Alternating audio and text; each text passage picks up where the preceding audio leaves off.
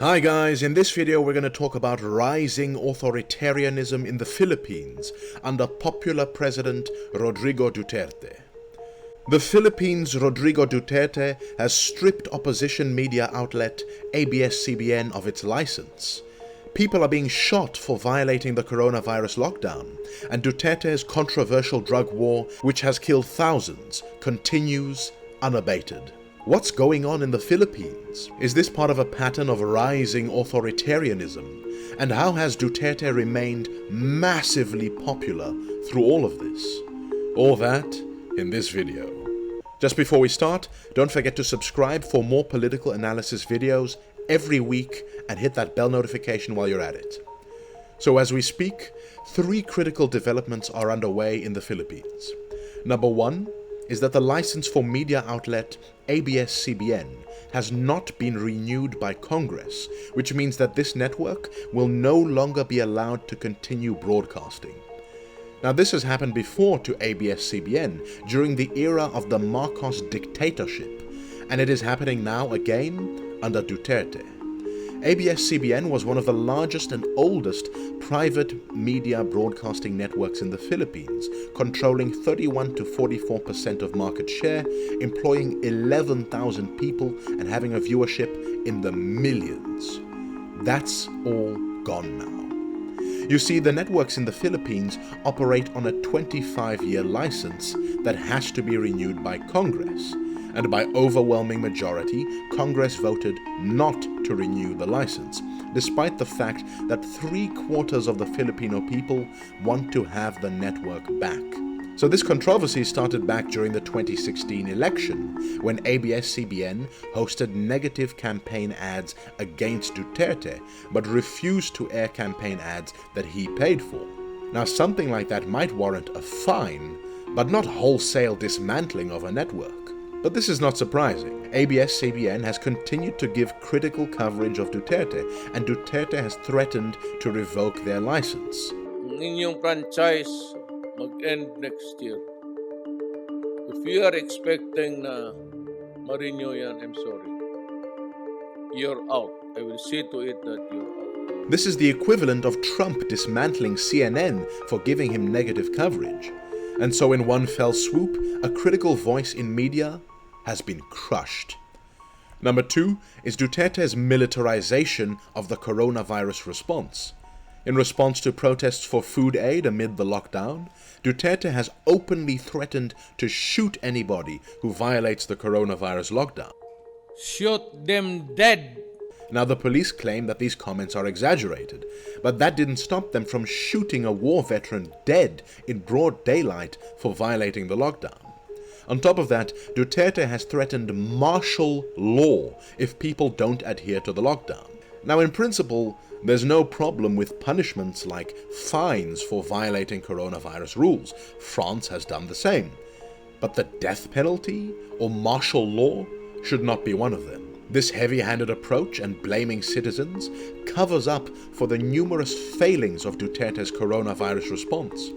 Back in January, the Philippines donated over $1.4 million worth of masks to China, which led to a mask shortage at home. Preferential treatment and testing was given to 34 elite families. Mass testing only started on April 14th, despite the fact that the first coronavirus case was reported on January 31st.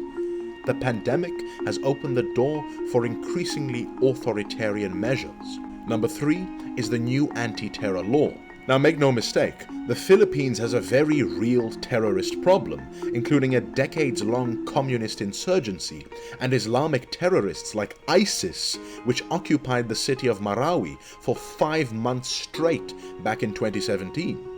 But this new anti-terror law gives a very broad definition of terrorism that can easily be used against political opponents, and allows the government to detain people for up to 24 days without being charged, compared to the 3 days allowed in the Constitution. But up until December 2019, Duterte still had a net satisfaction rating upwards of 72%. So how did it get to this point?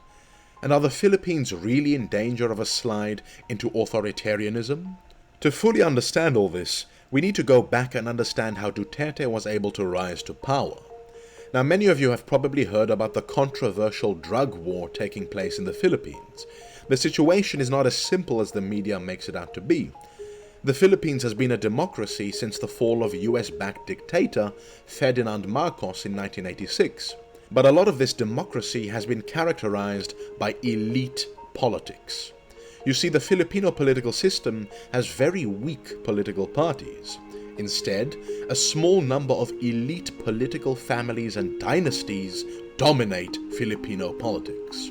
Now, in the run-up to the election in 2016, on the surface, things seemed good. Outgoing President Aquino was relatively popular, with an approval rating higher than previous presidents. The economy was growing, and Aquino was seen as a relatively honest man. But underneath the surface, discontent was brewing. The dissatisfaction was not necessarily with President Aquino, but with the Filipino political system as a whole. Despite high economic growth, inequality was through the roof. Just in the year 2011, 3/4 of the GDP growth in that year went to the 40 richest families. In the eyes of many, the Philippines was an oligarchy. And this was exemplified by the pork barrel corruption scandal, which implicated 24 congressmen and involved 10 billion pesos being stolen from the Filipino people.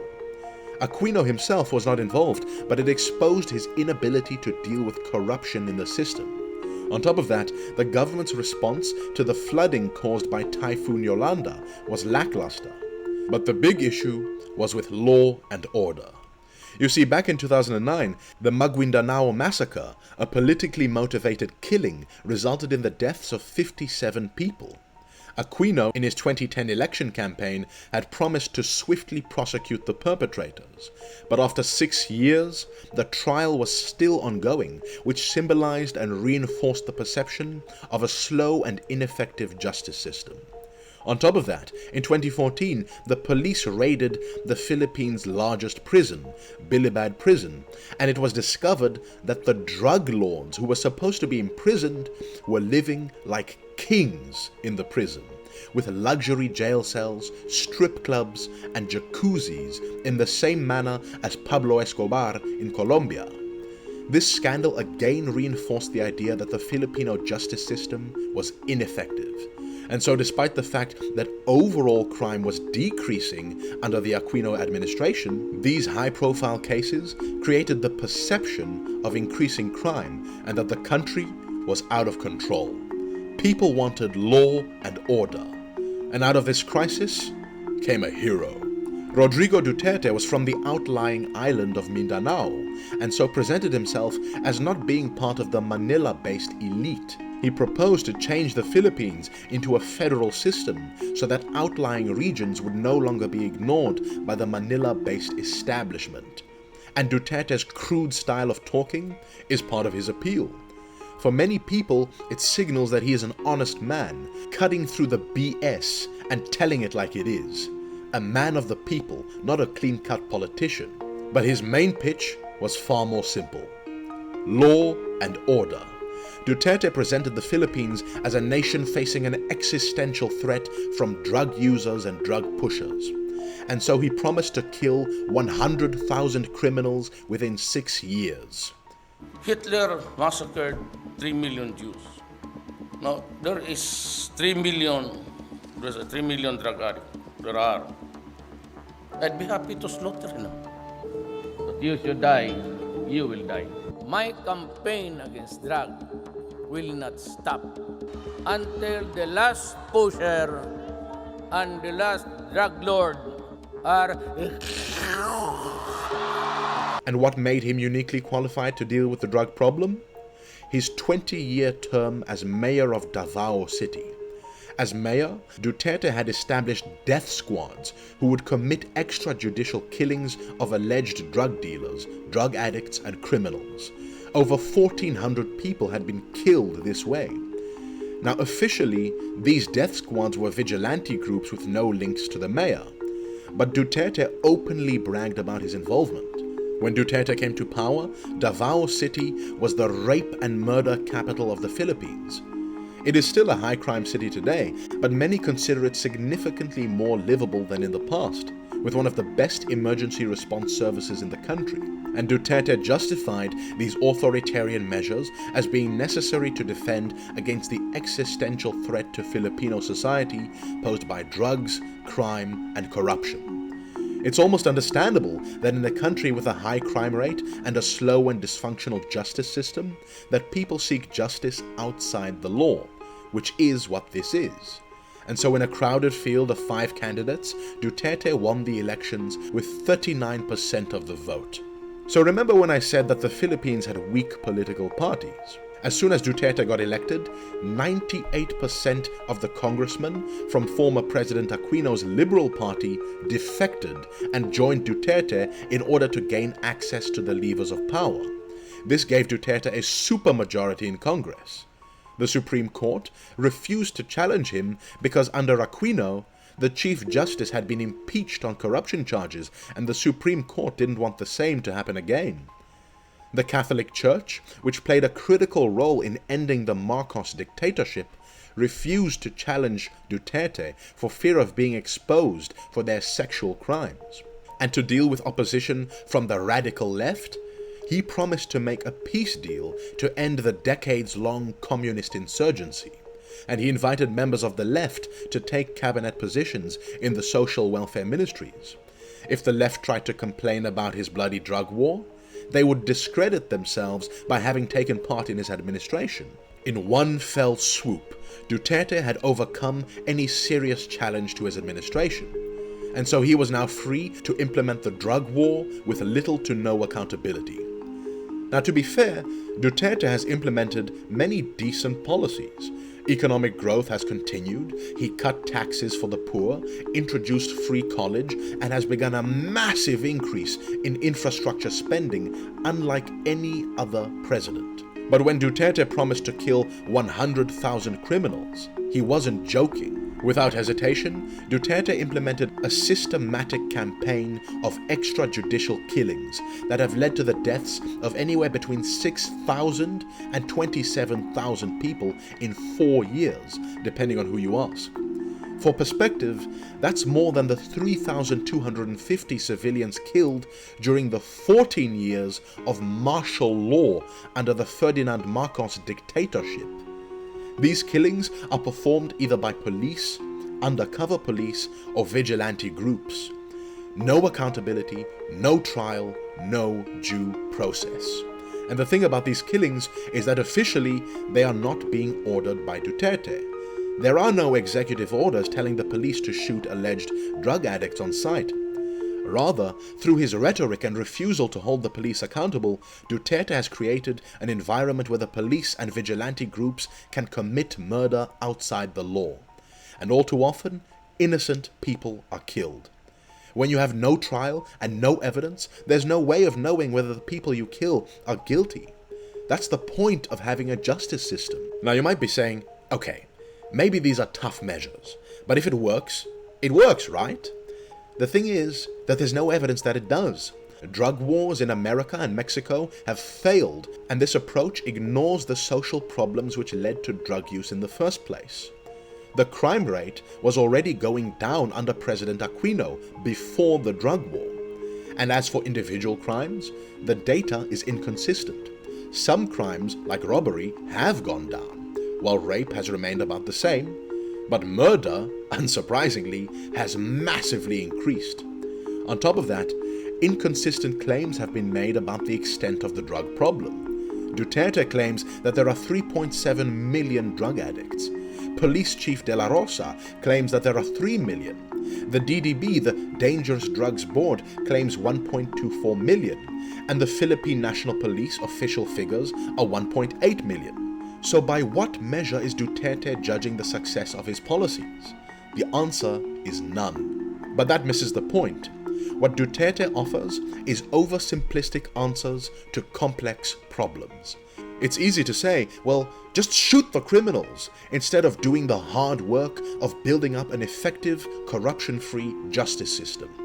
The guilt of criminals is assumed, but never proven. And so Duterte has normalized the disregard for human life and human rights. If people are prepared to strip the human rights of those considered undesirable, why stop there? As long as the taking of human life can be justified by the label undesirable, there are no limits. Do you think that people want to speak out in a country where people can just be killed by the government without evidence, and it can later be justified as an anti-drug operation? There is nothing stopping this from being used against the political opposition. Now let's be clear. The danger in the Philippines is not so much that Rodrigo Duterte is going to become a dictator tomorrow.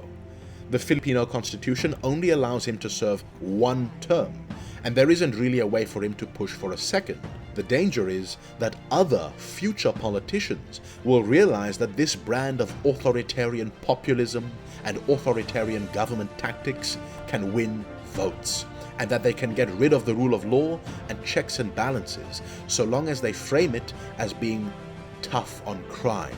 You see, in America, George Bush never became a dictator, but the unaccountable surveillance state created by his administration has continued and expanded under Obama and Trump.